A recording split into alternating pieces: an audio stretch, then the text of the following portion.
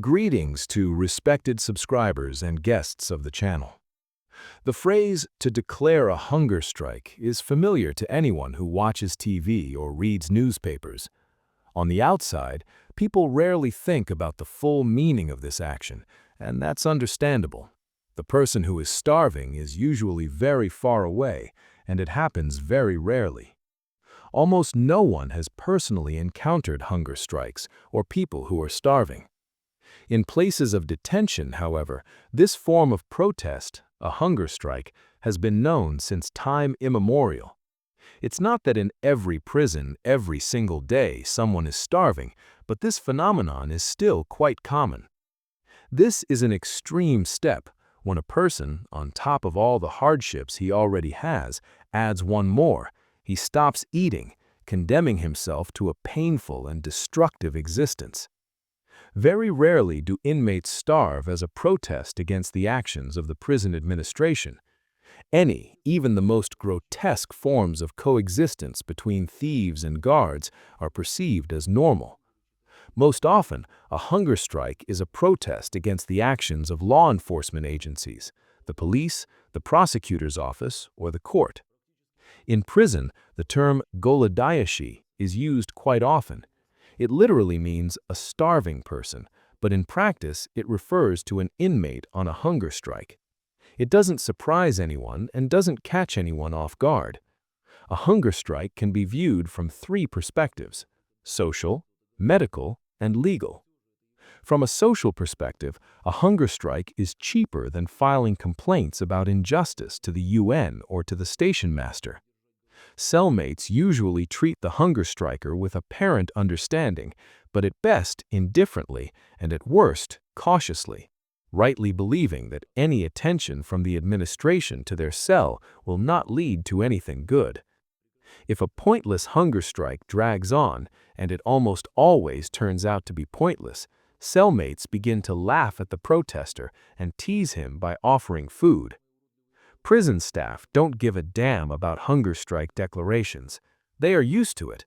They have absolutely no sympathy for the starving inmate, and if the hunger strike drags on, it begins to openly irritate them. A persistent hunger striker involuntarily forces them to perform a whole range of actions: issue him food, take away untouched meals, record this in special cards, make sure no food is secretly passed to him, get confused in all these simple procedures, and then get yelled at by their superiors for mistakes. Sometimes, out of boredom, they begin to mock the hunger striker with fried pork fat and onions, or pieces of fragrant sausage. As a result, the poor hunger striker isolates himself from everyone around him. He is left one-on-one with his misery. This is not a hunger strike on a square in front of the White House. From a medical perspective, a hunger strike will cause a person far more harm than he can imagine. Every inmate has heard somewhere that fasting is healthy, and this insane idea endlessly circulates in prisoners' minds. One must clearly understand that therapeutic fasting and a protest hunger strike have nothing in common. Fasting according to a special method, against the backdrop of positive emotions, birds singing in a blooming garden, may possibly benefit the body. A hunger strike against the backdrop of sharply negative emotions, extreme stress, and a stinking cell will not only bring no benefit, but will inevitably strike the internal organs, and this blow will echo throughout one's entire life. Not a single inmate has ever come out of a hunger strike without serious consequences. A doctor visits the hunger striker every day.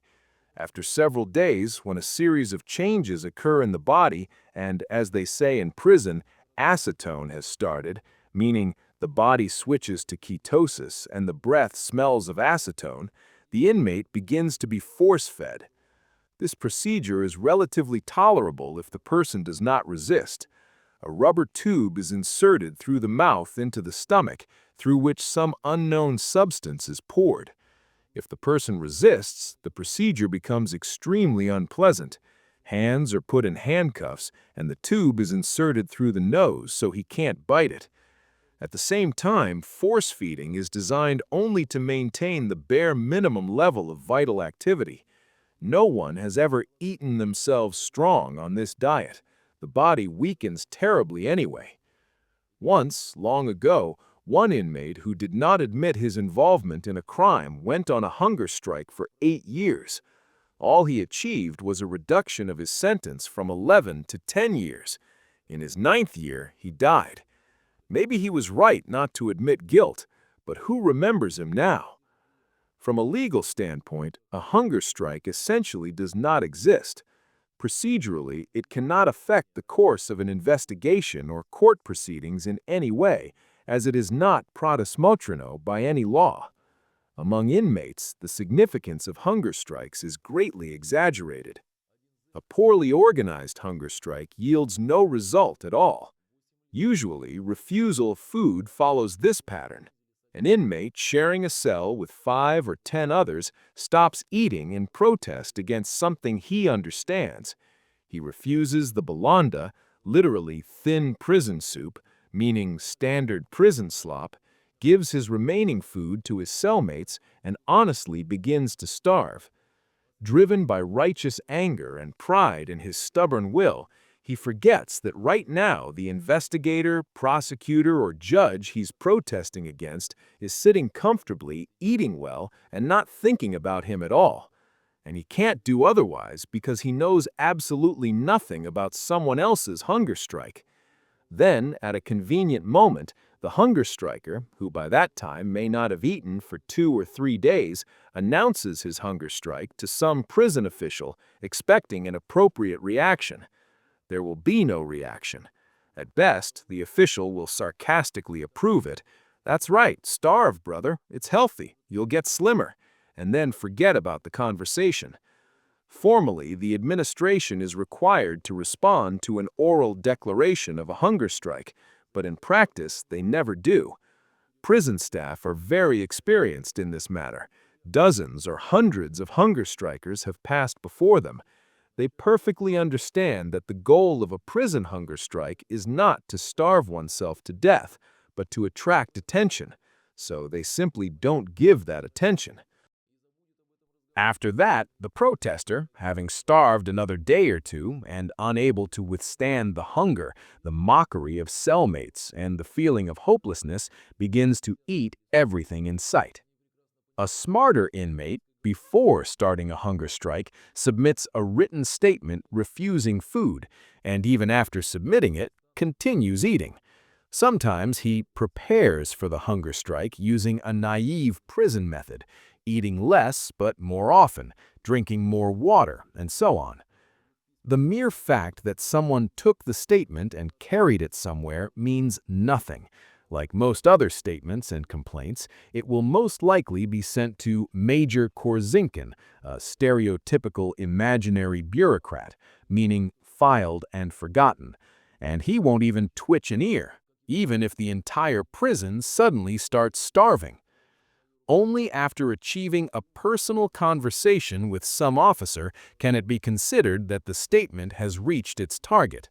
This officer, if he is capable of stringing 2 words together, will explain to the hunger striker the harmfulness and senselessness of the hunger strike, the conditions under which he will be held, and will describe the horrors of force feeding, giving absolutely true examples of the tragic consequences of some hunger strikes. If the inmate continues to insist, he is transferred to punishment cell. Not as a violator, but officially transferred, with his mattress and belongings, while all food products are taken away. The most frightening and usually unexpected thing for the hunger striker is that his cigarettes are taken away. A non-smoker doesn't care, but for a smoker, this is brutal. And this is done on completely legal grounds. Tobacco is poison, and now the hunger striker's health must be protected. At the same time, the prison administration is supposed to notify the investigatory authority and the supervising prosecutor about the hunger strike. It would seem the goal of the hunger strike has been achieved. Now one might assume that the evil investigator or someone else will lose appetite and sleep out of shame and remorse. Not a chance. Prison staff almost never send these notices immediately, simply out of laziness. From experience, they know that in a couple of days the inmate will cancel the hunger strike anyway, so why bother? Later, they'll have to report again that he has resumed eating. Thus, a week or even 10 days of hunger strike is invisible tears shed to the world. And even when the notices finally reach their recipients, nothing will happen. Absolutely nothing.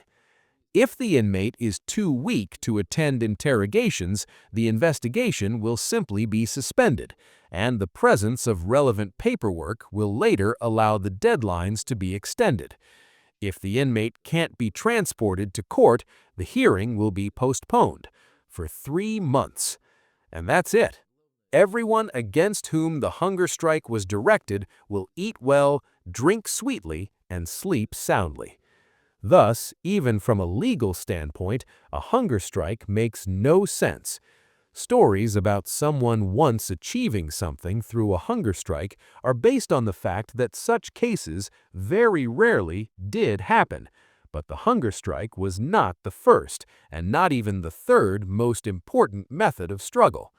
The main factors were strong lawyers, connections to power structures, and access to the media. And that is precisely what the average inmate does not have. This was the channel The Prison Code, Russia. Leave a like. Subscribe to the channel. Good luck.